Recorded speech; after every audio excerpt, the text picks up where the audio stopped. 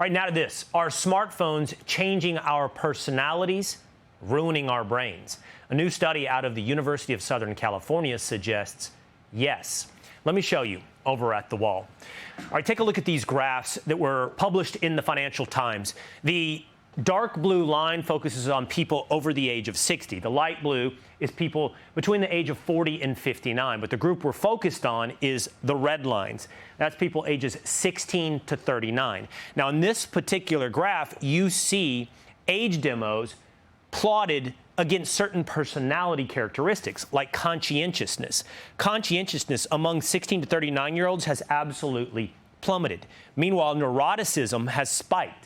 Agreeableness has gone down, and extroversion, all three groups, by the way, on extroversion, meaning we're not as socially active, we aren't putting ourselves out there, we're all capturing our own little worlds, has gone down. Then take a look at this.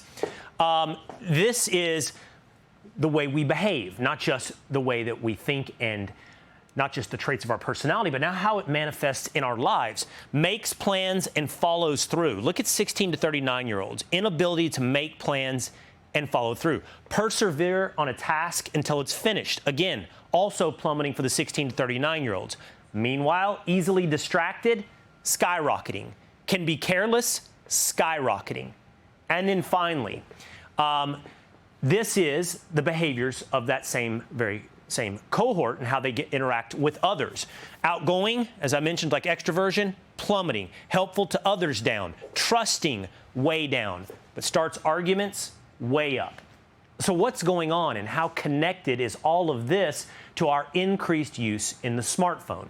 Joining me now is addiction psychiatrist and medical director of the chemical dependency at Texas Health Presbyterian Hospital, Dr. Lee Spencer. Doctor, thanks for being with us here today. This is incredibly concerning. Let's talk about why it's concerning first. Like, what do you see in patients? Is this reflected? Yeah, it's an interesting study because it's the first time I've really seen smartphone data and data about what damage it can do to the young people reflected in personality traits. And conscientiousness being kind of one of the most important of the big five. We talk about the big five: conscientiousness, extroversion, neuroticism, openness, agreeableness. And conscientiousness is one that kind of proves out as the one that leads to kind of most likeliness to follow through on things, be achievement striving, be successful, get married, live a long, happy life, right? People that are less conscientious don't live as long. Let's not take for granted that we all fully understand conscientiousness. What is conscientiousness? It really is kind of a measure of a bunch of traits, sub-traits that add up to someone that is self-disciplined, achievement striving, dutiful. It's someone that you think of as being kind of hardworking and driven. Well, I also think it means someone, at least anecdotally or colloquially, it's someone who's aware of how their behavior affects others around them, conscious of their own effects on the world around them. Right. There's a thoughtfulness toward other people. Yeah, I think that is embedded within the concept of conscientiousness. Jordan Peterson would say if you want to see someone that's low in conscientiousness, just go look at the bedroom, right? Like if it's a disorganized bedroom or if they've got a voicemail box that's full, right? Things like that are examples of someone that's low on conscientiousness. But the idea is really important because conscientiousness is something that we're looking for these days to be able to work through difficult situations, work through problems. This is where I see it in my patients. Okay, now why is this happening, doctor?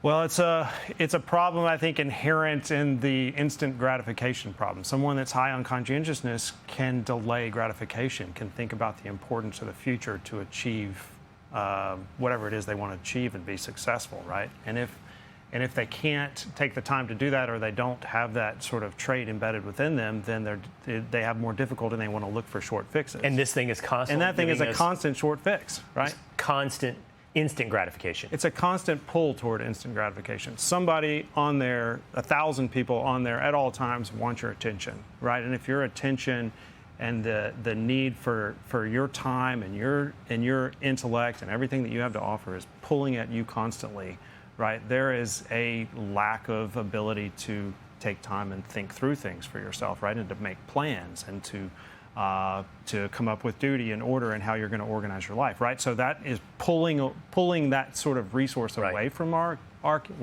us as adults, but also our kids. But there have been many studies, and there are a couple of good meta-analyses that have looked at brain volume in kids, right? Their brain volume is actually shrinking due to the fact that smartphones, those kids that use smartphones more are more likely to have reduced brain volumes. Literal physical volume. Literal physical volumes in the subcortical areas of the brain, which is not necessarily the high-level planning stuff, like the stuff that's the sub area of the brain that's more like around impulse control, and those areas are actually, in fact, reducing in volume, which I think we're seeing not only this like personality problem, we're seeing a actual brain change in young folks because their brains are still changing, right? They're still developing, and their personalities are still developing. So this personality traits for somebody like you and me, they're 30, 35 plus, right? Like it's not as much of it does impact us, but not as much of an impact, whereas the kids are still developing and their personalities are still developing until they're 35. Wow. That's incredibly concerning. Yeah. Not just behavioral, but physical changes to our brain as well. All right, Dr. Lee, thank you so much for being with us here today. Happy to be. Hey, Sean Hannity here. Hey, click here to subscribe to Fox News YouTube page and catch our hottest interviews and most compelling analysis. You will not get it anywhere else.